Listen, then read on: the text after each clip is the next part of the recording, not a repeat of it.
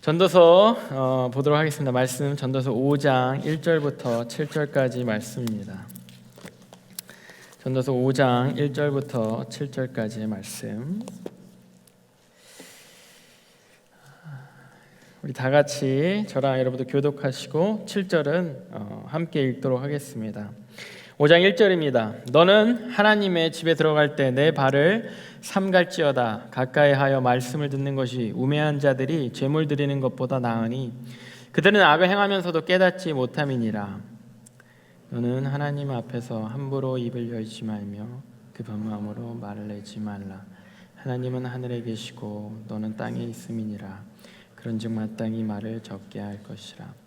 걱정이 많으면 꿈이 생기고 말이 많으면 우매한 자의 소리가 나타나느니라. 내가 하나님께 서원하였거든 갚기를 더디게 하지 말라. 하나님은 우매한 자들을 기뻐하지 아니하시나니 서면 갚으라. 서원하고 갚지 아니하는 것보다 서원하지 아니하는 것이 더 나으니 내 입으로 육체가 범죄하게 하지 말라. 사자 앞에서 내게 서원한 것이 실수라 말하지 말라. 어찌 하나님께서 내 목소리로 말미암아 진노하사 손으로 한 것을 멸하시랴. 같이 읽겠습니다. 꿈이 많으면 헛된 일들이 많아지고 말이 많아도 그러하니 오직 너는 하나님을 경외할지니라. 아멘. 크리스마스 시즌이죠. 이제 이번 주 시작으로 오늘 벌써 제가 교회 와서 막 교회 집사님들이나 다른 동료분들에게 선물을 받고 그랬어요. 저는 준비도 안 했는데 좀 민망하게 죄송하기도 하고 생각도 못 했는데 막 와서 선물 주시고 막 그러시더라고요. 그래서 크리스마스 시즌이 한창이고 여러 가지 바쁘고 또 제 시야에 이제 러비에 있는 크리스마스 트리가 반짝반짝거리는 게 또 보이고 뒤에 장식과 또 앞에 포인센티아 이런 것들이 이렇게 있는데 크리스마스 시즌이면 크리스마스 때면 교회 안 나오던 사람도 크리스마스 예배 때는 온 가족이 나오니까 가족 구성원 중에 누가 교회 다닌다 그러면 또 한번 나가지 하고 또 이렇게 사람들이 교회 나오기도 하고 그럽니다. 그래서 크리스마스 때는 교회를 잘 안 나오던 사람도 한 번쯤 교회에 나오게 되고 또 예수님의 탄생에 대해서 또 생각하게 되고 그런 때가 아닌가 싶습니다. 또 많은 또 사랑의 메시지 선물 주고받는 것처럼 사랑의 메시지 따뜻한 분위기 이것이 크리스마스의 또 분위기고 느낌이죠. 아마도 예수님이 이 땅에 오신 자체가 예수님의 사랑의 표현 아까 우리 헌금송 한 것처럼 정말 reckless한 정말 하나님의 지치지 않는 그 사랑의 표현이 그 결정체가 예수 그리스도가 이 땅에 오신 것 때문이 아닐까. 그 사랑을 받은 우리들로서 그것이 기쁘고 또 행복하고 따뜻하고 감사하는 것이겠죠. 그것이 크리스마스의 분위기를 또 만들기 때문에 오리지널리 기본적으로 그 분위기를 만들었기 때문에 크리스마스 분위기가 항상 이렇게 따뜻하고 사랑을 나누고 이렇게 현대까지도 이어지지 않나 싶습니다. 크리스찬 여러분들은 또 모태신앙들이 많죠. 우리 청년부에 수도 없이 크리스마스를 또 지나왔겠죠. 또 한 번의 크리스마스를 맞이하면서 정말 또 교회로 또 모여들게 되겠죠. 또 그리고 오늘은 아마 모든 부서가 크리스마스 관련된 이런 메시지가 또 선포되는 그런 날이 됩니다. 그런 우리들에게 전도자는요 크리스마스를 이렇게 맞는 신앙생활을 또 계속해서 이어오는 또 크리스마스라는 가장 기독교의 크리스천들의 가장 큰 절기를 맞는 우리들에게 우리가 갖고 있는 신앙생활이 어쩌면 우리에게 허무함으로 다가올 수 있다라는 이야기를 던집니다. 우리의 신앙생활이 우리를 오히려 허무하게 만든다.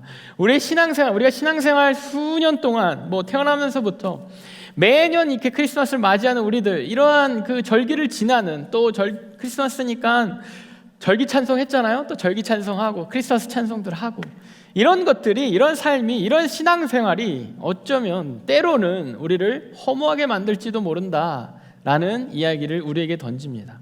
어떤 내용이 어떤 신앙생활이 우리를 그렇게 허무하게 만드는가 그 내용을 오늘 본문을 보면서 좀 보기 원하고요. 우리의 신앙생활을 또 한번 점검해보는 그런 시간이 됐으면 좋겠습니다.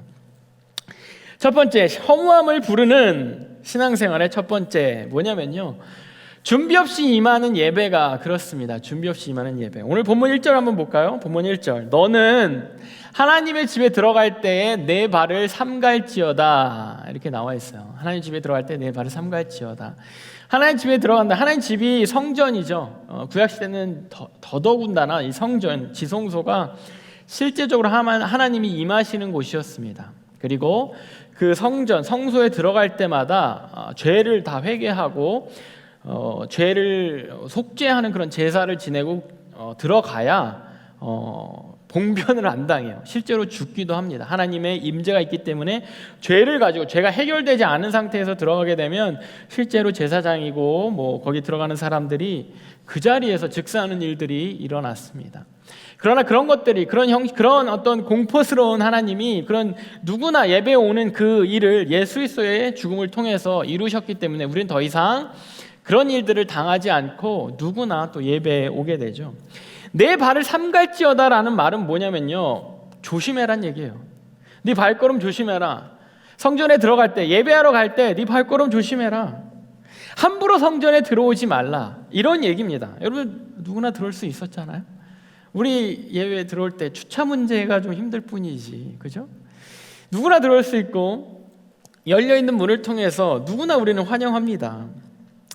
넘겨들으면 그래, 하나님의 전에 들어갈 때 조심해라, 그러려니 할 수 있지만 또 자세히 생각하고 들어가면 왜 조심해야 되지? 예배를 누구나 드릴 수 있는 것 아닌가? 예배 드리는 그것이 조심하고 꺼려야 되는 것인가? 우리가 예배 드릴 때마다 긴장해야 되는 것인가? 이렇게 좀 의아한 생각이 들 수 있는 말이기도 합니다. 예배를 드리러 성전에 오는 사람들, 예배를 드리러 오는 사람들에게는 특별한 자격이 있다고 사실 성경은 우리에게 말하고 있어요. 이런 사람들이 예배 들어와야 돼, 이런 사람들이 하나님이 전에 들어와야 돼 라는 말이 성경에 나옵니다. 시편의 15편에 보면요, 이렇게 시작을 해요. 여호와여, 주의 장막에 머무를 자 누구며 주의 성전에 사는 자 누구오니까? 다윗이 시편에서 이렇게 말합니다. 누가 성전에 들어올 수 있습니까? 누가 여기에서 머물면서 예배를 드릴 수 있습니까? 라고 질문을 하죠.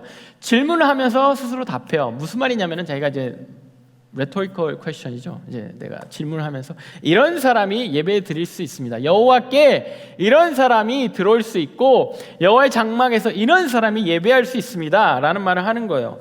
이어집니다. 2절과 3절. 정직하게 행하며 공의를 실천하며 그의 마음에 진실을 말하며 그의 혀로 남을 허물하지 아니하고 그의 이웃에게 악을 행하지 아니하며 그의 이웃을 비방하지 아니하며.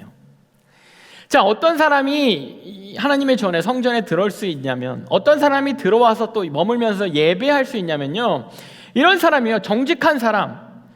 누가 보든 안 보든 정말 정의롭게, 누가 보든 안 보든 그냥 해야 할 일들을 하고 나쁜 짓 안 하고, 마음의 진실을 말하고, 입으로만 진실을 말하는 게 아니라 마음에서부터 우러나오는 진실을 말하고, 거리낌 없게 거짓말 안 하고, 남의 욕, 이웃에 대해서 험담하고 뒷담 안 하는 사람, 다른 사람에 대해서 비방하지도 않는 사람, 항상 주위 사람들에게, 이웃에게 악을 행하지 않고 선을 행하는 사람, 그런 사람만 성전에 들어올 수 있대요. 그런 사람들만 여기에 머물러서 예배할 자격이 있대요. 그러면 그러지 못한 사람은 들어올 수 없는 거예요. 그러지 못한 사람은 예배할 자격이 없는 겁니다. 당장 저부터 이제 나가야 되는. 여러분들, 우리가 생각해 볼 때 여러분들 알잖아요. 스스로 알잖아요. 내가 내 입에 여기 들어오기 전까지 정직을 말했는가? 여러분 거짓말 안 했습니까? 남을 비방 안 했는가? 비방 안 했나요? 악을 행하지 아니하고 선을 행했는가? 얼마나 우리는 많은 순간 선에 대해서 참고 인내하며 선을 지나쳤습니까? 착한 일 할 기회, 내가 더 희생할 기회, 내가 더 헌신하고 내가 더 다른 사람을 이렇게 도와줄 기회를 얼마나 많이 인내하며 참고 지나쳤습니까? 얼마나 많은 순간 내 양심이나 내 생각이 꺼리는 그 악을, 거짓을 우리는 또 이렇게 부드럽게 넘어가며 스스로를 위로하며 행했습니까? 이 말은 뭐냐면요, 예배당에 들어올 때 이런 사람들 들어오지 마, 이런 사람들 삼가, 발을 삼가, 어디 감히 발을 들여, 어디 감히 예배를 해, 이런 말이 아니라요, 예배를 들어오는 그 발걸음 가운데 이러한 너희들의 준비가 되어 있는지를 점검하라는 거예요. 영적으로 준비를 했는지 여러분들 생각하고 예배를 들어오라는 겁니다.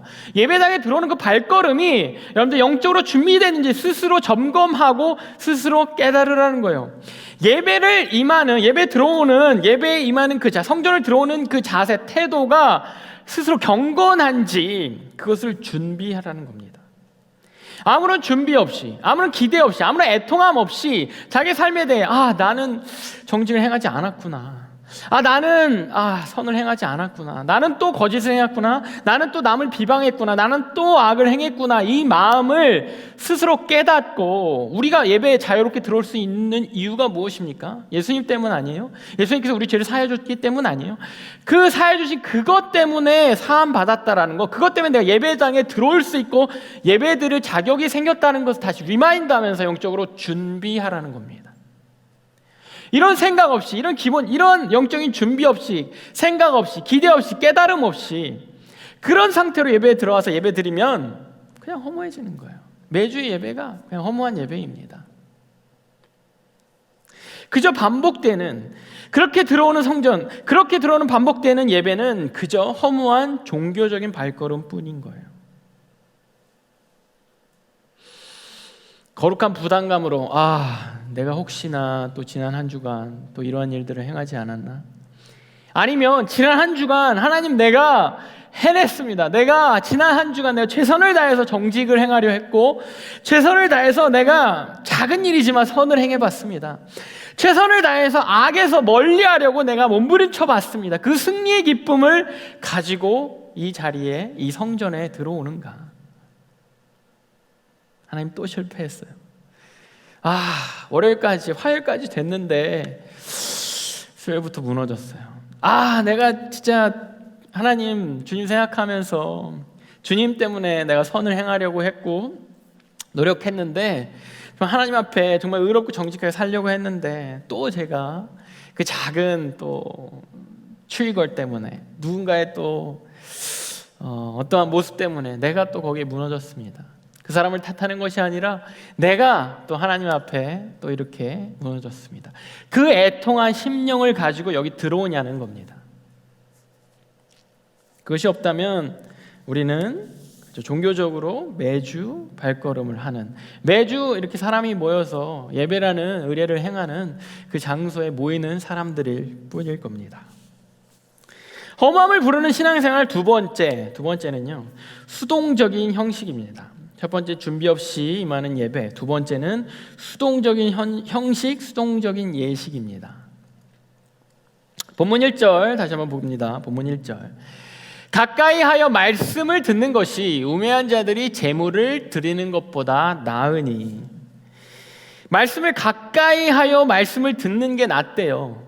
가까이에서 말씀을 듣는 게 그냥 우매한 자들이, 어리석은 자들이 제물 갖다 드리는 것보다, 헌금하는 것보다, 헌신하는 것보다 낫대요.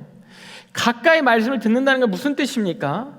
여러분들, 가까이 듣는 거 일단 리얼리 생각해 봅시다. 가까이 말씀 듣는 거, 가까이, 여러분 왜 이렇게 멀리 있어요? 왜 이렇게 뒤에 여기 이렇게 허전하죠? 가까이 듣는다는 건 진짜 거리적으로 가까이 듣는 거예요. 가까이 온다는 건 뭡니까? 내 마음의 표현인 거예요.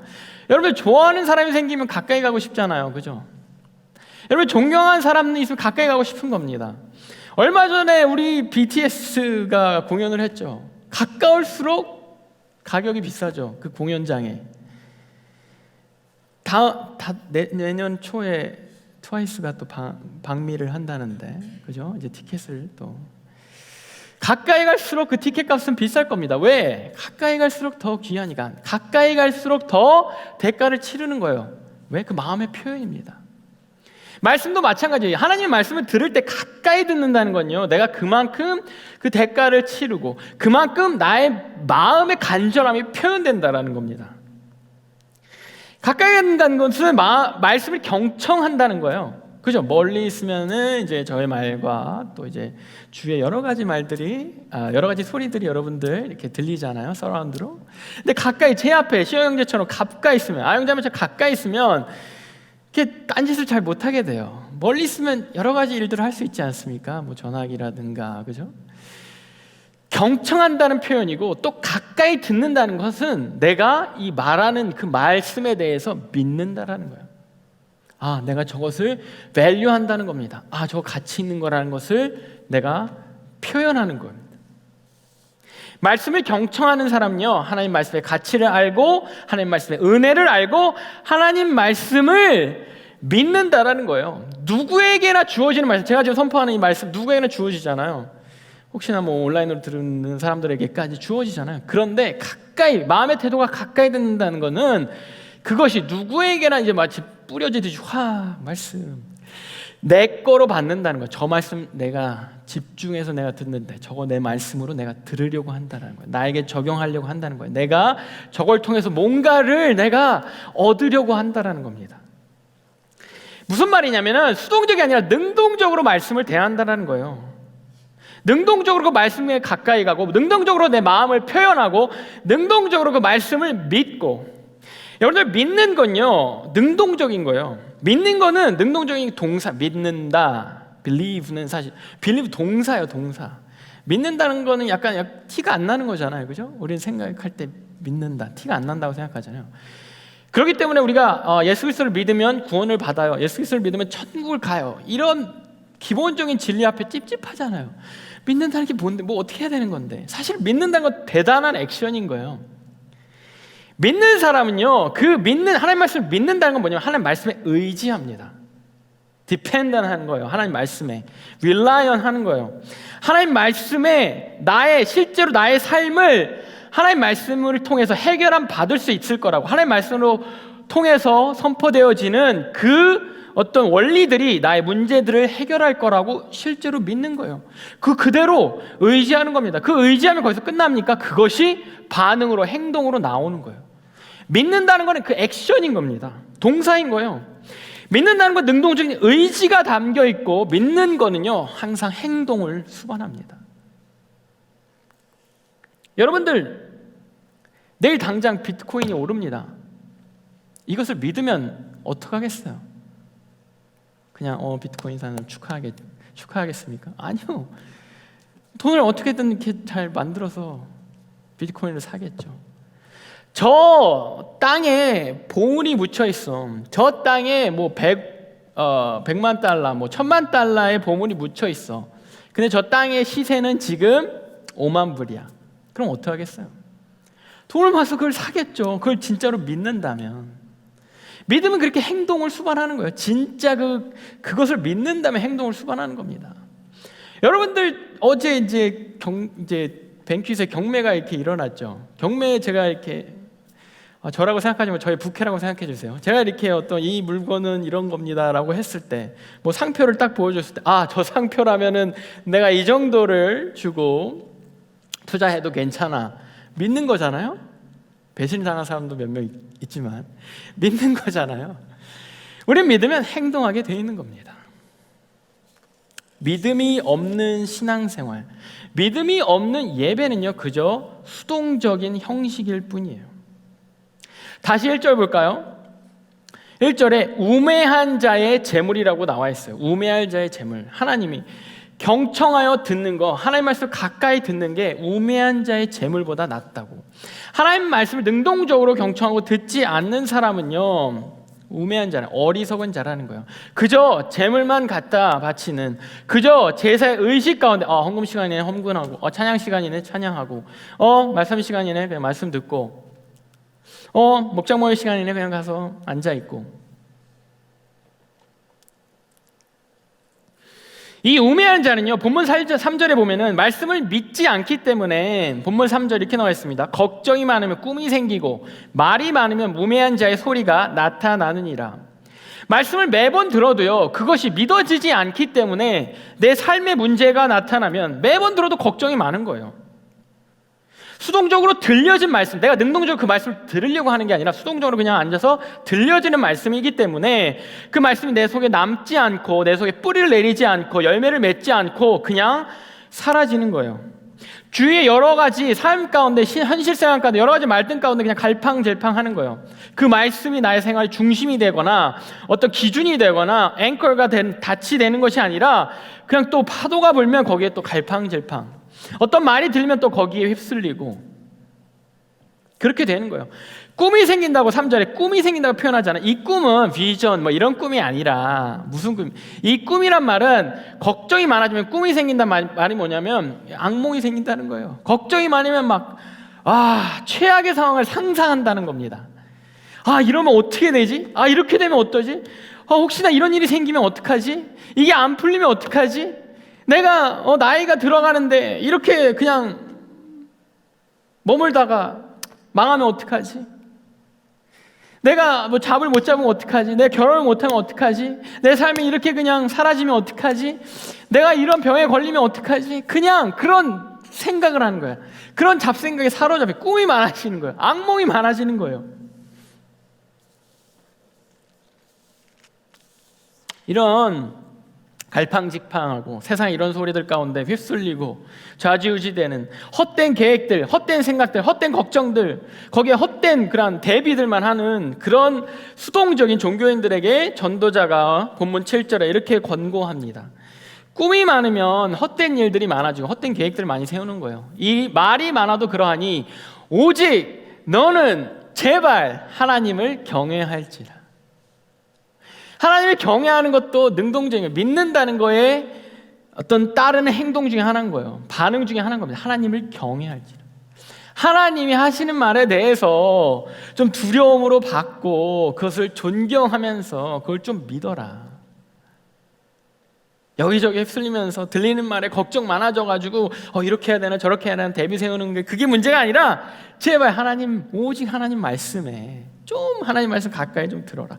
좀 하나님 말씀 가까이서 하나님이나 존재를 좀 가까이서 경외해라 라고 권고하는 겁니다. 여러분들 오늘 같은 예배, 자 우리가 예배하러 2시에 모였다고 칩시다. 근데 오늘은 제가 딱 올라와요. 2시에 자유롭게 예배하도록 하겠습니다. 여러분들 원하는 대로 예배하세요. 찬양팀이 찬양 인도를 시작 안 해요. 예배 순서가 없습니다. 사회자가 없어요. 저 그냥 그만 말 하고 딱 내려가요. 여러분들 예배 어떻게 드릴래요? 자 지금부터 한 2시간 정도 자유롭게 예배 드리다가 돌아가도록 하겠습니다. 예배 순서가 없는, 우리가 그 익숙한 그 순서 있잖아요.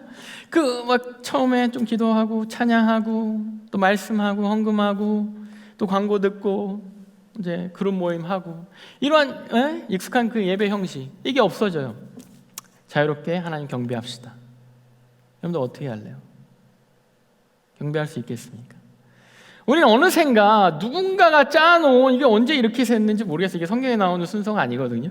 누군가가 짜놓은 이 순서 가운데, 형식 가운데 편안함을 느끼고 안정감을 느끼며 내가 예배 드렸다라고 생각해요. 수동적으로 일어나라면 일어나고, 찬양 리더가 다 같이 일어나서 찬양하겠습니다. 그러면 일어나서 찬양하고, 박수 치겠습니다. 박수 치고, 또 느린 찬양 나오면 약간 눈 좀 감았다가 손 들고 찬양하고, 손 들고 찬양하고, 기도하겠습니다. 기도하고. 물론 여러분 마음대로 하고 싶은 대로 해라 이런 얘기가 아니라, 이런 형식을 초월하는, 이러한 어떤 순서를 초월한, 누군가가 이끄는 그런 인도를 초월하는 여러분들이 드리는 능동적인 그 예배의 태도, 예배가 여러분들 가운데 있냐라는 거예요. 그런 믿음이 여러분들 가운데 있냐라는 겁니다. 수동적으로 이거 해라 저거 해라 라는 것들을 하면서 그냥 체크리스트처럼 이거 했다 이것이 너무나 익숙해져 있는 우리의 신앙생활이 아닌가 생각해 보라는 겁니다.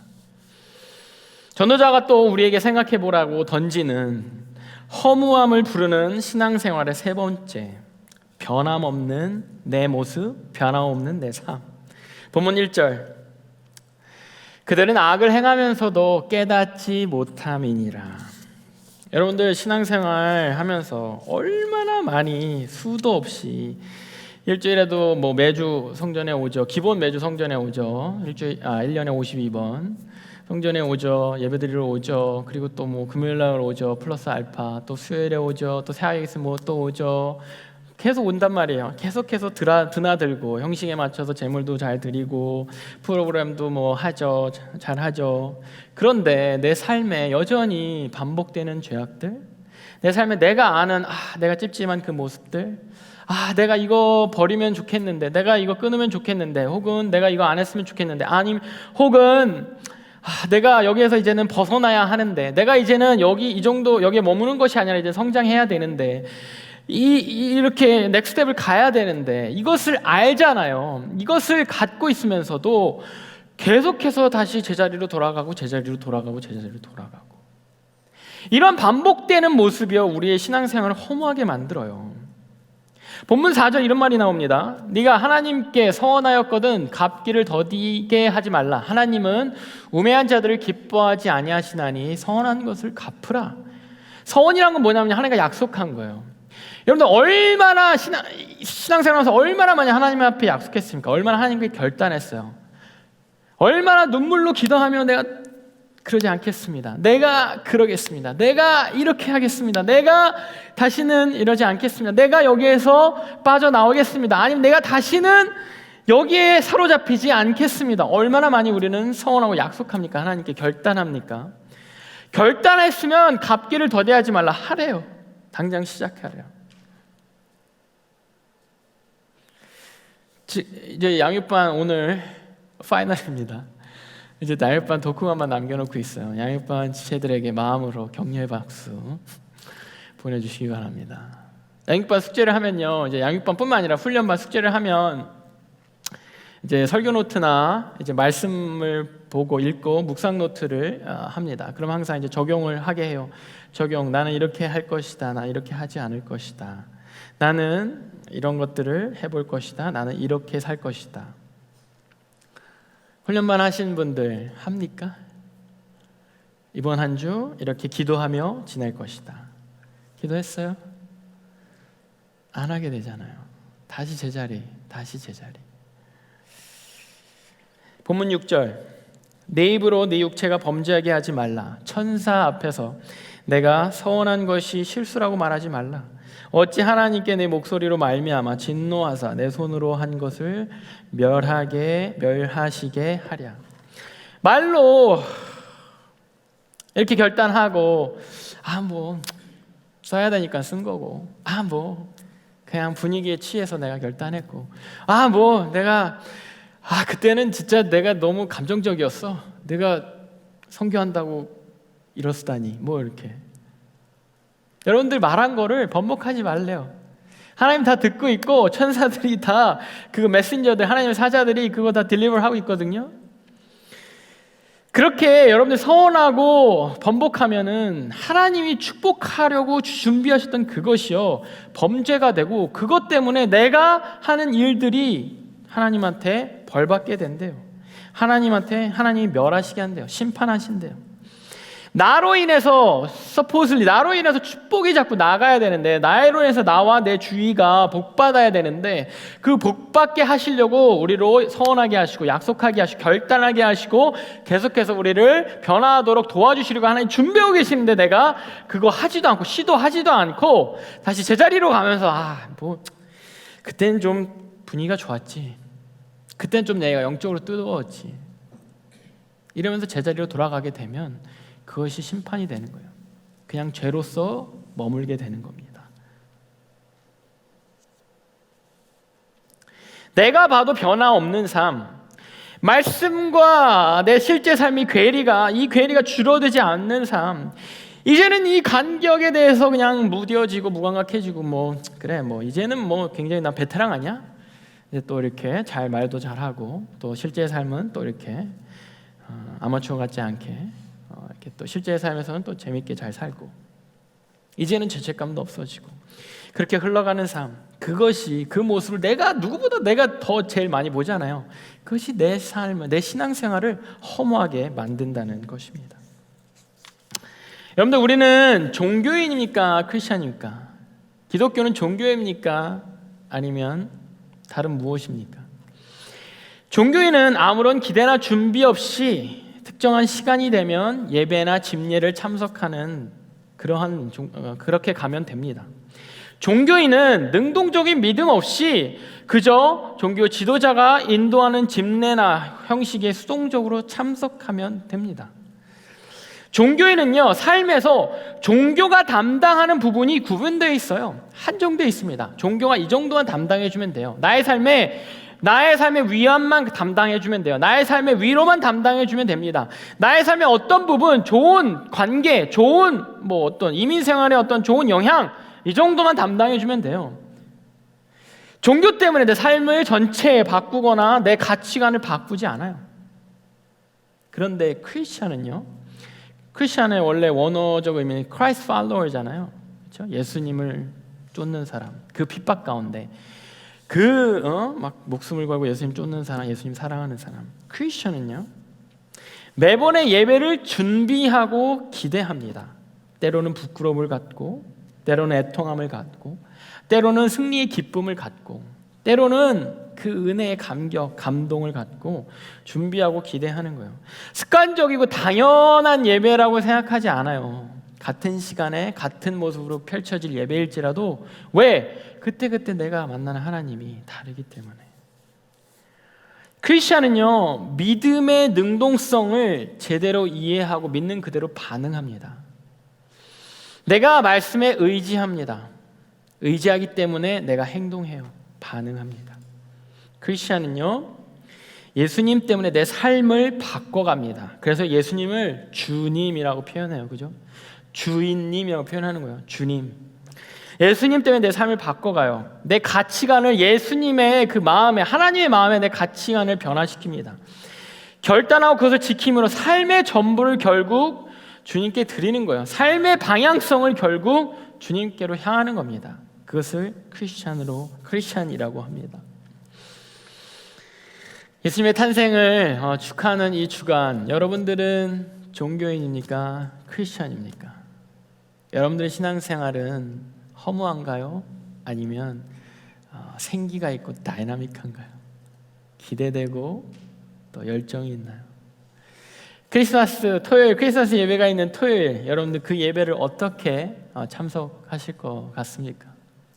종교인으로 아니면 크리스찬으로? 여러분들이 크리스찬이 되기를 소원합니다. 저를 포함해서 우리는 크라이스트 팔로워가 되기를 소원합니다. 더욱더 믿는 것이 여러 가지를 도전해야 하는 이 시대에, 또 나이가 차가고 여러분들 삶에 손에 들어야 되는 것들이 많아지게 되면요, 정말로 많은 것들을 챌린지하며, 인생의 삶에 많은 것들을 챌린지하며 예수님을 팔로우해야 될 때가 오게 됩니다. 그때마다 나는 종교인인가 크리스찬인가, 이 부분을 잘 생각하며 전도자가 던지는 그 질문에 여러분들 스스로 답해가며 여러분들 크리스찬으로서 살아가게 되기를 소원하겠습니다.